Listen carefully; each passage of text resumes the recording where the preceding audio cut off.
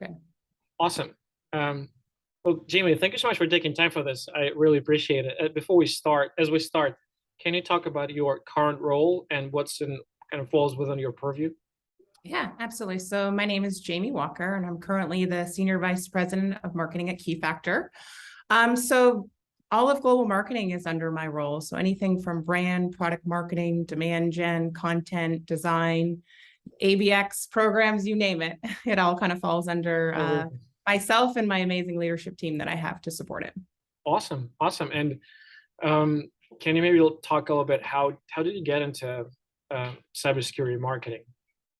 Yeah, I don't know if I have necessarily a traditional path. Hmm. I spent many years in kind of B2B SaaS tech.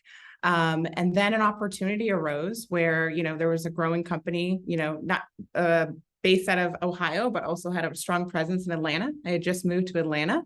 So I was Hmm. looking to make a change, and Keyfactor kind of just popped up, and it was a attractive space. I had been in healthcare IT previously, so I'd spent a lot of years in B2B tech Hmm. and healthcare IT. So when I knew that I wanted a new role, it was either cybersecurity, because my husband was the one that had influenced me in saying, hey, this is a great industry, you got to tap into it. And so the opportunity arose, and I just applied for the job, and it kind of went from there. So I started off at Keyfactor, and I was the vice president of global demand gen.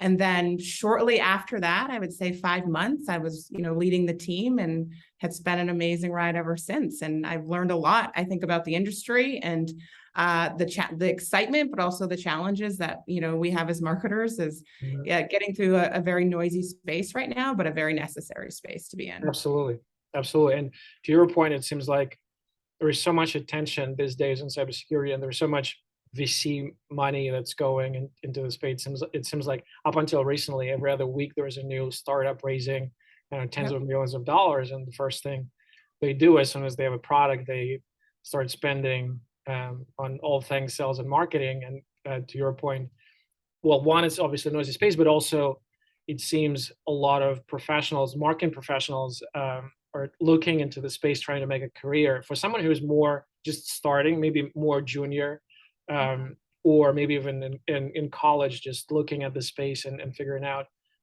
how to make a career, where do you recommend? What are the kind of the top three things where they should be spending their time?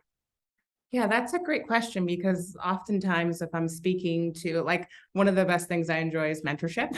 And helping people kind of navigate, getting into the workforce, or changing careers. And so I've had this conversation a lot lately with many different folks because of this changing environment. And if you're new, I would say marketing has become a very specialized space. And so I always say now for leadership, there's you're either product focused, you're very brand heavy, or very demand focused when you're getting into marketing leadership positions. But when you're starting, you really just need to kind of get your toes wet. You need to dip in and figure out where is your passion, because Mhm. a lot of people will start off in a generalist position. So even it could be marketing admin, or field marketing is another area where I'm seeing a lot of people starting to understand kind of how to navigate, especially if you're in B2B, because it's not a B2B SaaS, Mhm. because it's not just getting in there and figuring things out. You're generally having to measure everything you do. So field marketing has been a really great place. I hired a field specialist at the beginning of this year. She was very new and green, had just come out of college, and she's thriving and really understanding what she loves to do. And I also would say, like, writing is a piece of marketing that if you're going to get into it, being a writer is kind of a necessity in marketing these days. And so passions in writing and communications and content are another place where I see a lot of marketers starting their career. And as I even coach my daughter now, as my daughter's 11 years old, and I was like, if there's two courses that I want you to do really well in, it's writing, because she has such a creative mind, and reading, right? Those are two really important things that she needs to be. Oh, and math. That was the other thing. It was writing and math, because marketing has become very scientific and everything's based on data these days. Absolutely, absolutely.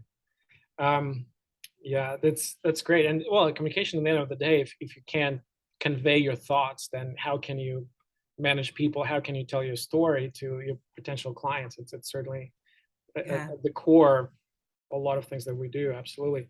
And kind of to that point, it seems the again, it's becoming cybersecurity is becoming a busy space. companies kind of they're grasping for growth sometimes, and the product lines are starting to blur.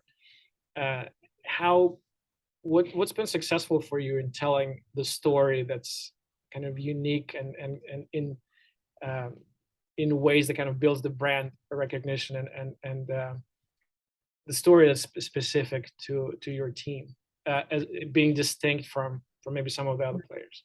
Yeah, Which is and that's probably kind of very interesting, because I think Keyfactor is fairly acquisitive company. I think it's also as it kind of bring other teams on board, how to make sure it's kind of a consistent message that speaks to strengths of different products, but presents this kind of unified front for potential clients.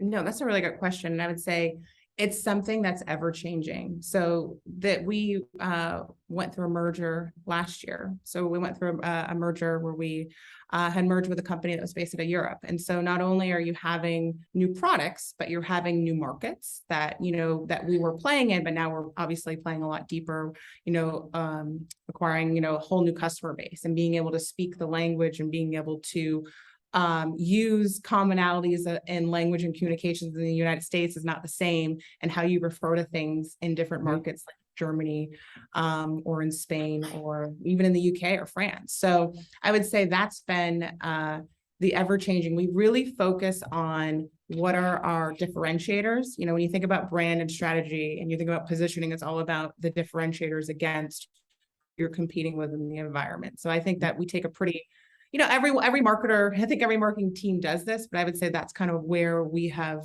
been. We have a really great product marketing team when it comes to having the persona fit and really having a strong alignment, not just with sales, but technical sales and the engineering internally. That's really helped us develop kind of the right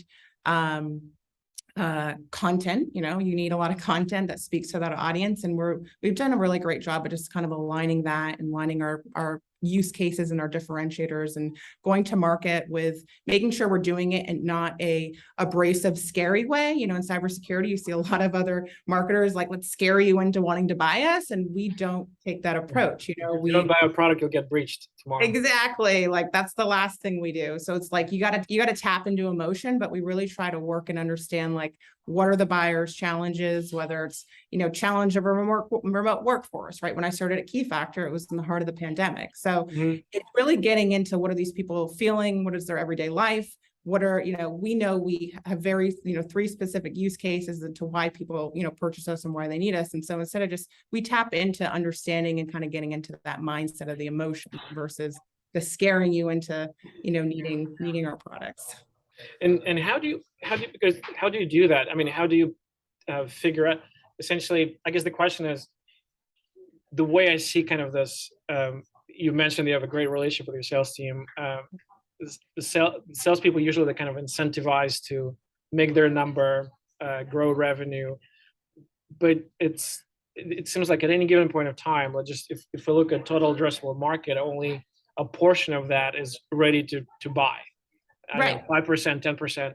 And when they are, then life is good. They talk to your salespeople, they book demos, they consume they attend the webinars and consume your marketing content, and they kind of, in various ways, they raise their hand, and this information is fairly easy to capture with all the marketing tools, the attribution tools that you mentioned. It's very quantitative. But the truth is, a large portion of total addressable market at any given point in time, I know 60, 70, 80%, they're qualified potential clients, but they're more upstream in their journey. Maybe they're problem aware, maybe they're category aware, solution aware, but they still need some education, maybe rejiggering of their priorities so that they kind of either by themselves or with your help walk themselves towards that point where they're ready to engage with your sales team. And sometimes I see salespeople being overly aggressive, understandably so. They have incentive to be that, to be kind of very proactive, but their, I guess, reflex, they see everyone as a potential client, and they try to cram everyone, 100% of this total addressable market, through the sales funnel.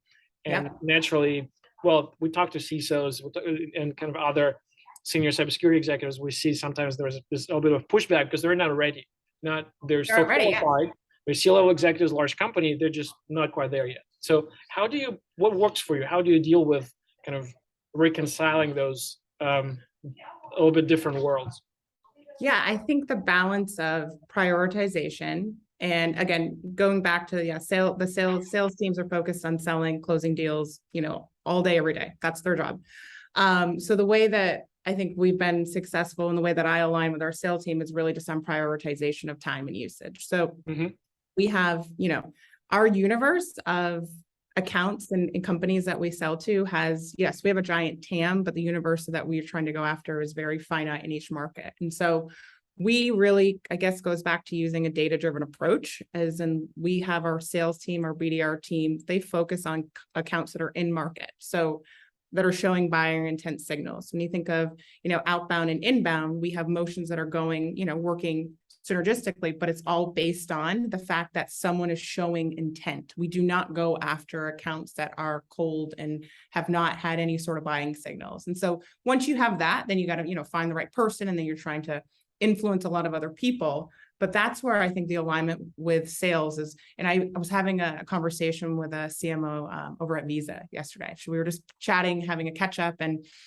we were talking about sales and marketing alignment. And first, you needing to be, we're measured, and it's all about how you're measured. So we look at our numbers, and we're measured, and we're incentivized to go after the same thing. So I think a lot of times, like, we don't talk, MQLs, that terminology isn't something we use here. Yes, we focus on actionable leads and what's happening as, the kind of downstream of what's going to happen to open opportunity, but really it's just more along the lines of like, here's a sales use case that marketing's supporting. So when we build our kind of account, we're very account based here at Keyfactor. When we built the whole idea of this program, we had a sales mindset first, and then we put the marketing lens on that. And I think that is how we were able to get our channel team, our sales team, everyone kind of bought into the strategy, because we started with their end goal in mind first. And then we knew how to map into it. And we knew how,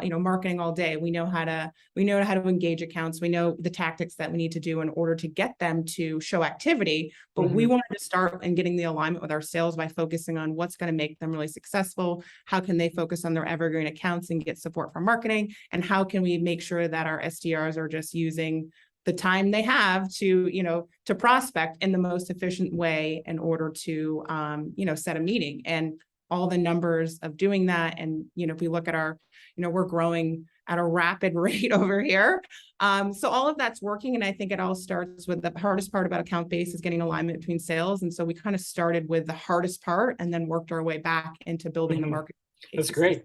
Because I often see marketing just throws leads over the wall, and then says like, oh, they're no good and we need more. And it's nothing closes. And I'm exaggerating, but kind of to make a point. But this is a great. It sounds like you found a way to find this alignment that actually makes sense. That's kind of final outcome. I mean, top line revenue driven, and kind of working backwards and making sure that the marketing motion supports the sales use case. I think it's great.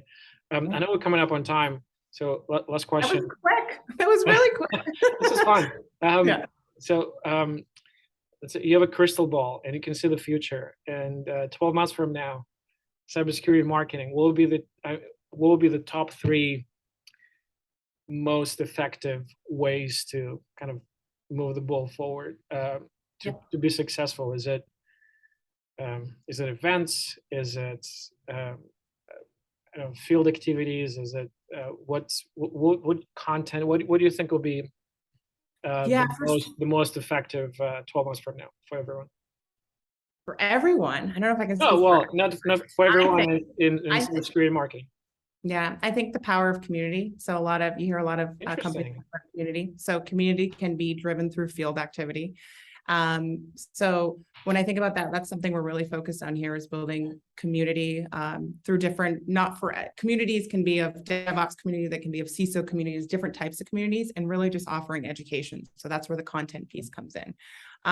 We're trying to create experiences and content that is educational and not Keyfactor self-serving. It's our customer self-serving. So I think that when I look at the 12 months from now, we're going to be focusing on community. We're going to be, we're already hot and heavy into an event, and it's not just trade show events, it's experiences. So it's micro events and experiences that, just get people to connect. And I think when people start connecting together, that's when conversations happen. And it's without being pushy is when you start having the conversations that then lead to business, that then lead to closed deals. And we're here, we're trying to build trust with our customers. We're trying to build trust all around. I think, back to the point where I was talking about sales and marketing, things work well because there's trust between sales leadership and marketing leadership.